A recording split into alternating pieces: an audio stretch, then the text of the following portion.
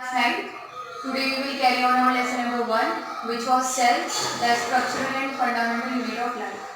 हम अपने चैप्टर को कैरी ऑन करने से पहले एक टर्म को पहले थोड़ा सा डिस्कस कर लेंगे, दैट इज प्रोटोप्लाज्म। बच्चों, प्रोटोप्लाज्म एक ऐसा सब्सटेंस है, अगर ये किसी भी सेल के अंदर प्रेजेंट होता है तो हम उस सेल को लिविंग सेल की कैटेगरी में रखते हैं, और अगर ये प्रोटोप्लाज्म किसी सेल में एब्सेंट है तो फिर that cell will be a non living cell, that cell will be a dead cell. अब प्रोटोप्लाज्म होता क्या है? Protoplasm is equal to cytoplasm plus nucleoplasm. Cytoplasm का मतलब एक ऐसा लिक्विड जो सेल के अंदर प्रेजेंट होता है। जो वर्ड साइटो है, साइटो का मतलब होता है कि अगर साइटो वर्ड कहीं भी आ जाता है तो इसका मतलब ये होता है कि जो चीज है, जो हम जिस बारे में बात कर रहे हैं वो हम सेल के बारे में बात कर रहे हैं। तो साइटोप्लाज्म वो लिक्विड जो सेल के अंदर प्रेजेंट होता है। न्यूक्लियोप्लाज्म, न्यूक्लियो वर्ड अगर कहीं पे भी आ जाता है तो इसका मतलब है कि we are talking about the nucleus. तो वो लिक्विड जो न्यूक्लियस के अंदर प्रेजेंट होता है हम उसको क्या बोलते हैं? न्यूक्लियोप्लाज्म बोलते हैं। तो प्रोटोप्लाज्म का मतलब ये है कि साइटोप्लाज्म प्लस न्यूक्लियोप्लाज्म। तो कहने से मतलब जो लिविंग सेल होते हैं उनके अंदर क्या होता है कि उनके सेल के अंदर भी लिक्विड प्रेजेंट है और न्यूक्लियस के अंदर भी लिक्विड प्रेजेंट है। और अगर ये लिक्विड खत्म हो जाएगा, सूख जाएगा, तो सेल कैसे हो जाएगी? डेड हो जाएगी। और डेड का मतलब ये है कि सेल अपना वर्क करना बंद कर देगी। उसके बाद उस दिन हमने लिविंग ऑर्गेनिज्म जो है उनके टाइप्स पढ़े थे, ठीक है, कि किस लिविंग ऑर्गेनिज्म में कितने सेल प्रेजेंट है। अगर एक सेल प्रेजेंट है तो यूनिसेलुलर थे, और अगर मोर देन 2 थे तो मल्टीसेलुलर की कैटेगरी में आ गया था, ठीक है। तो टाइप्स ऑफ सेल जो है, सेल टाइम के अकॉर्डिंग सेल को जो है 2 पार्ट में डिवाइड किया हुआ है। एंड फर्स्ट कैटेगरी जो है वो प्रोकैरियोटिक सेल है, एंड सेकेंड कैटेगरी जो है वो हमारी यूकैरियोटिक सेल है, ठीक है। प्रो वर्ड अगर कहीं पे भी आ जाता है तो प्रो का मतलब होता है फर्स्ट, फर्स्ट का मतलब पहला। तो जो एंशिएंट टाइम में, जो पहले के टाइम में जो सेल थे, जो पुराने सेल हैं, हम उसको प्रोकैरियोटिक सेल की कैटेगरी में रखते हैं, ठीक है। और यूकैरियोटिक अगर कहीं पे वर्ड ई और यू आ जाता है, ई और यू को जब हम प्रोनाउंशिएट करते हैं तो इसका मतलब इसको हम यू कैसे बोलते हैं, ठीक है।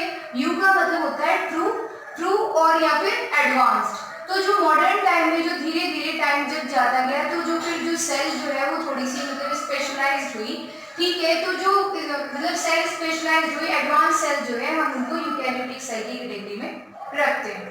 तो अब हम इस टॉपिक में ये पढ़ेंगे कि जो पहले सेल थी वो किस तरीके की हुआ करती थी।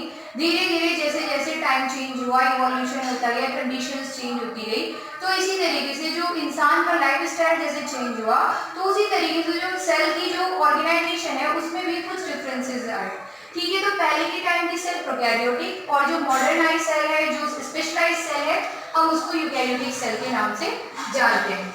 तो जो पहले की सेल थी उनका साइज जो था वो जनरली स्मॉल होता था, वो छोटे छोटे होते थे, और जो एडवांस सेल थी उनका जो साइज था वो इनके कंपैरिजन में बड़ा था, ठीक है। जो प्रोकैरियोटिक सेल की जो साइज की रेंज है वो 1 से लेकर 10 मिलीमीटर तक है, कि छोटी से छोटी कितनी होगी? 1 मिलीमीटर, और बड़ी से बड़ी जो है वो 10 मिलीमीटर तक होगी। फिर जो यूकैरियोटिक सेल है इनके जो सेल साइज का रेंज है वो हमारा कितना है? 5 से स्टार्ट है, छोटी से छोटी जो सेल होगी वो 5 मिलीमीटर, और बड़ी से बड़ी जो है वो होगी 100 मिलीमीटर, ठीक है। उसके बाद जो प्रोकैरियोटिक सेल जो है उनके अंदर जो जेनेटिक मटेरियल, जो क्रोमोसोम है, वो जो है सिर्फ एक प्रेजेंट होता है, ओनली 1 प्रेजेंट होता है। और जो यूकैरियोटिक सेल है इनके अंदर जो क्रोमोसोम है वो एक से ज्यादा प्रेजेंट होते हैं, ठीक है। उसके बाद जो प्रोकैरियोटिक सेल है उसमें जो न्यूक्लियस है वो एब्सेंट होता है।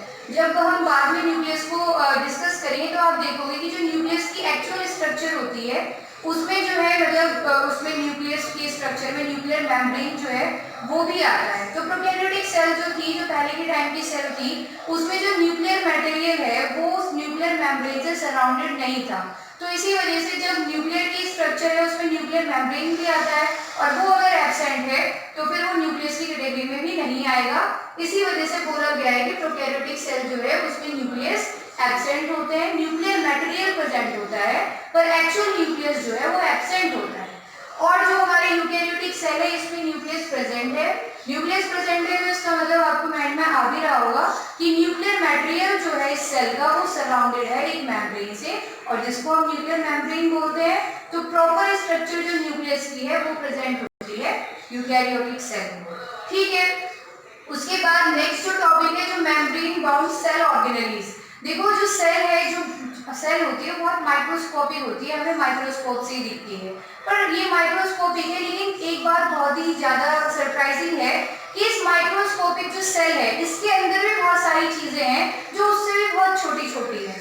तो जो चीजें जो ऑर्गेनेली इनके अंदर प्रेजेंट है हम उसको सेल मेम्ब्रेन बाउंड ऑर्गेनेली बोलते हैं। जैसे आप पढ़ोगे इस चैप्टर में माइटोकॉन्ड्रिया के बारे में, क्लोरोप्लास्ट के बारे में, प्लास्टिड्स के बारे में, है ना। तो ये सारी की सारी जो होती है मेम्ब्रेन बाउंड ऑर्गेनेलीज होती है।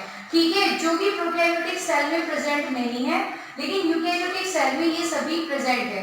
जो मॉडर्न सेल है वो बहुत ज्यादा मतलब उसके अंदर ये मेम्ब्रेन बाउंड जो ऑर्गेनेलीज है ये प्रेजेंट है, जिसकी वजह से जो मॉडर्न सेल है, जो ट्रू सेल है, वो बहुत अच्छे से वर्क कर पाती है। ठीक है, उसके बाद जो प्रोकैरियोटिक सेल है और जो यूकैरियोटिक सेल है तो दोनों सेल डिवाइड करेगी। पर जो पहले की सेल थी वो अगर डिवाइड करती है तो वो फिजन और बडिंग ये उससे करती है। क्लास 8 में भी आपने पढ़ा होगा फिजन और बडिंग के बारे में। ठीक है, और 10th में भी आप लोग इसको और अच्छे से पढ़ोगे। ठीक है, तो फिजन और बडिंग के द्वारा ही प्रोकैरियोटिक सेल अपने आप को डिवाइड करती है। लेकिन जो यूकैरियोटिक सेल है, जो एडवांस सेल है, ये अपने आप को फिजन और बडिंग के द्वारा ना करके एक स्पेशल इसने मैकेनिज्म इवॉल्व की है, that is meiotic division and mitotic division, जो कि आपको क्लास 11th में पढ़ने को मिलेगा। लेकिन बहुत ही छोटे उसमें अगर मैं बता दूं कि जो मियोटिक डिवीजन होता है ये एक स्टेप में कंप्लीट होने वाली प्रोसेस है, और जो माइटोटिक डिवीजन है ये 2 स्टेप्स में कंप्लीट होती है। मियोटिक डिवीजन में जो पेरेंट सेल है उससे 2 डॉटर सेल ही बनते हैं, और जो माइटोटिक है इसमें एक पेरेंट सेल से 4 डॉटर सेल बनते हैं। ठीक है, that will be described in the class 11। ठीक है, उसके बाद जो सेल शेप होती है डिफरेंट ऑर्गेनिज्म में या एक ही ऑर्गेनिज्म में डिफरेंट सेल, जैसे मल्टी सेलर ऑर्गेनिज्म है, इसमें आपको पता है कि मोर देन 2 सेल प्रेजेंट होती हैं, पर वो सारी सेल जो होती हैं उनकी शेप जो होती है वो जरूरी नहीं हो एक जैसी हो, वो अलग अलग भी हो सकती है। कोई स्फेरिकल शेप में होगी, कोई सर्कुलर शेप में, कोई स्पिंडल शेप में, है ना। डिफरेंट सेल जो है वो डिफरेंट शेप की होती है।